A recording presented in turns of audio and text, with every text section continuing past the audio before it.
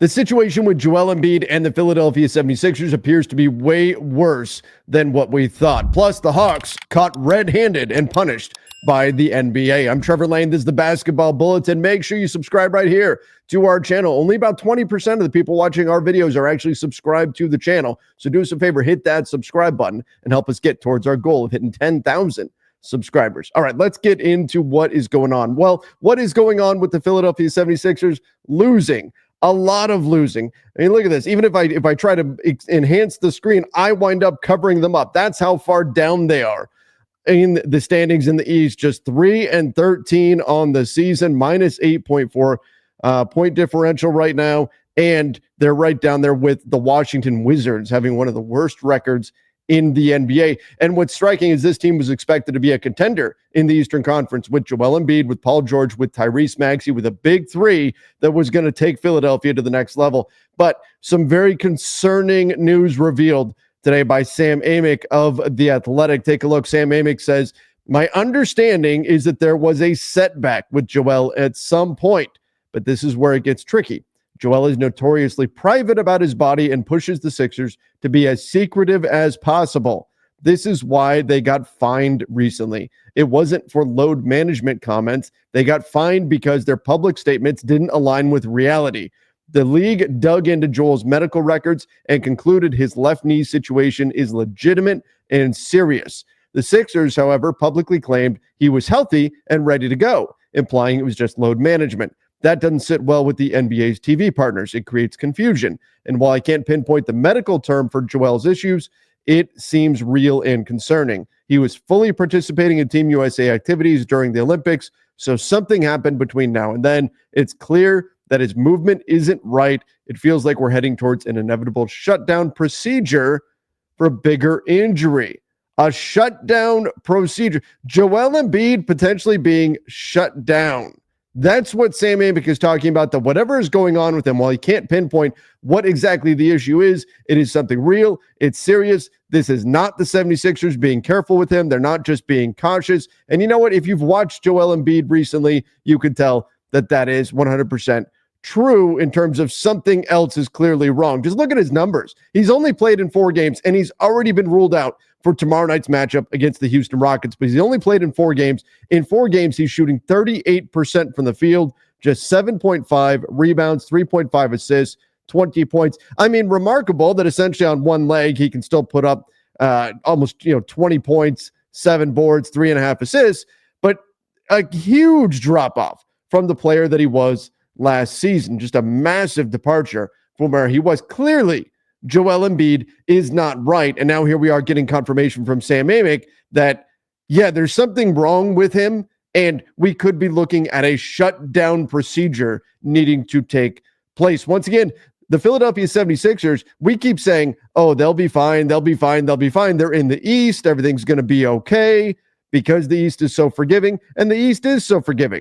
I mean, just look what's happened with the Milwaukee Bucks. They win a few games, and next thing you know, they're the 6th seed. They were at the bottom of the conference, and next thing you know, they're the 6th seed. The East is very forgiving. But as this continues on and they continue losing, at some point, you have to start sounding the alarm. And I'm here to tell you, if Joel Embiid is shut down for any length of time, yet not only should that alarm be sounding, it should be going at full volume. This is red alert in Philly right now. Now, Paul George, for his part, he says, we'll change this around. I'm 100% betting down on that. We'll change this. It's on us. We've got to control what we can. Well, Paul George himself is out right now with a hyperextended knee. So no Paul George, no Joel Embiid, just like it's been for the bulk of the season for the Philadelphia 76ers. And what's happening? Losing. Lots and lots of losing.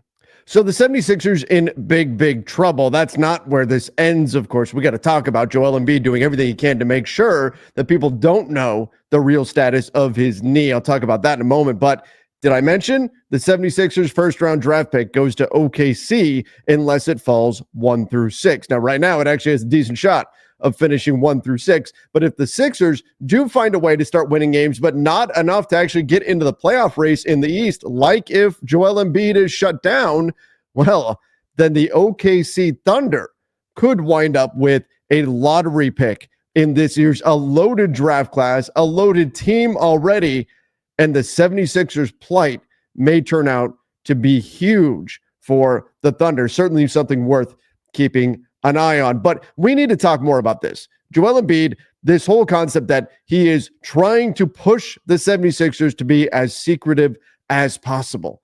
And I get it. You can get into medical confidentiality.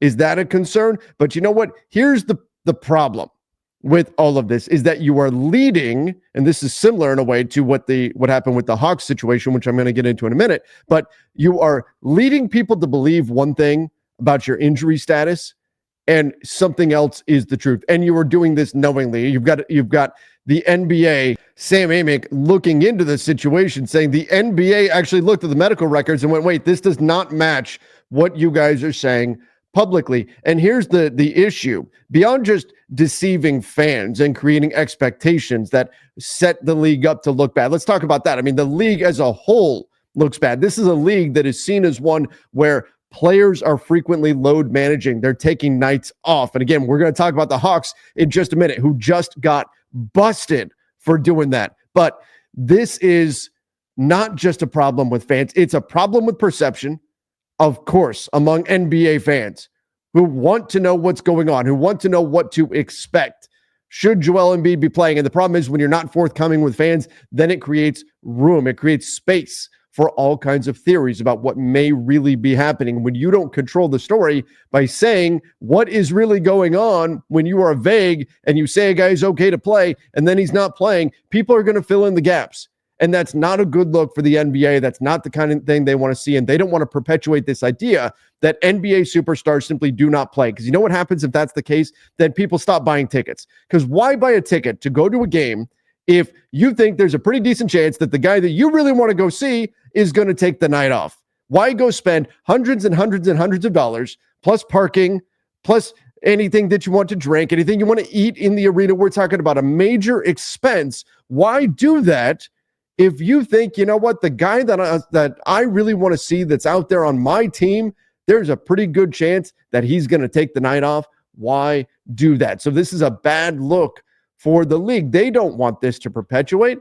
They need teams to be forthcoming about the injury status of players so that fans feel like, and look, there's always unpredictability in sports. You never know when an injury is going to happen, but you want fans to feel like they have the most up-to-date and accurate information possible, not that they're being deceived by some rosy report to make it appear as though things aren't as bad as they are. Now, the other side to this, and I know a lot of people out there say they don't like sports betting, right? They don't like gambling, being involved in sports. Other people love it. They say it enhances their enjoyment of the game, regardless of which side you fall on. The reality is that the NBA, sports in general, not just the NBA, look across the sports world, gambling has now become a part of the sports world. And that means that injury reports, they have to be accurate.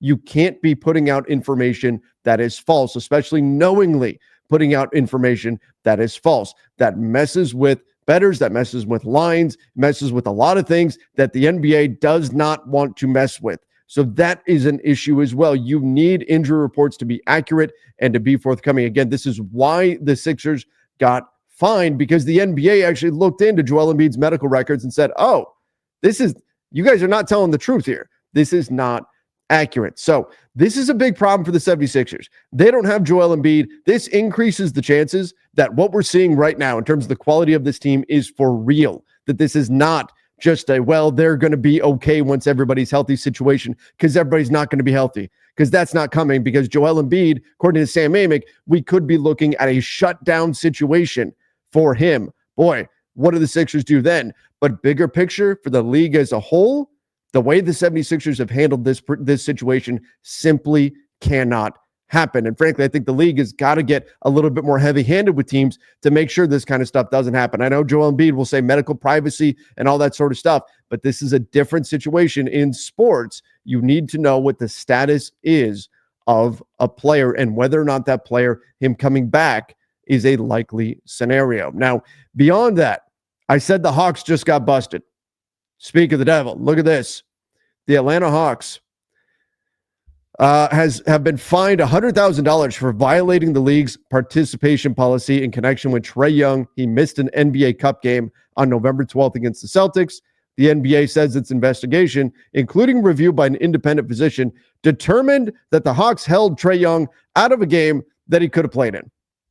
So he could have played, according to an independent medical investigation, and he did not. Now, the fact that it's a cup game, yeah, that probably upset the NBA. That probably pissed them off because they want the NBA Cup to work. Whether you're for it or you're against it, the NBA wants the cup to work. They want people to be drawn to it. They want people to watch those games. But they know in order to get people to watch, you need stars playing. Just look at what happened opening night when Joel Embiid and Paul George didn't play against the Milwaukee Bucks.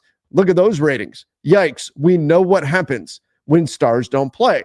So the NBA wants these guys to play, especially is going to want them to play in NBA Cup games. And now the Hawks got busted for holding Trae Young out of a game in which he was healthy to play. Look, again, this simply cannot happen for the same reasons that I just discussed with Joel Embiid, whether it's betting, whether it's deceiving the fans, disappointing fans who are buying tickets to this. What if some kid went to that game with Trae Young as his favorite player and couldn't wait to see Trae, only to find out that he could have played, but the Hawks just decided, nah, we're not going to play him tonight. That's a problem. On top of that, we're going to have a crazy tank race this year. There's going to be a real push towards the bottom because this is a loaded draft class. So this problem could get worse before it gets better with stars and key players being held out unless the NBA does something about it. $100,000 slap on the wrist is nothing to an NBA team. I think they need to set an example with some of these teams, including the Philadelphia 76ers, and make it clear that not only do teams have to be honest about what is going on with the player, what is happening with their injury situation for a variety of reasons, they also need to make sure that if a player can play, you put him out there on the floor. We need to see the stars out there. The NBA released a bunch of information before last season, about why load management simply does not work. All the data shows it does not work. Kawhi Leonard being the case study. It doesn't matter how much he's played, doesn't matter how little he's played, he's gotten hurt.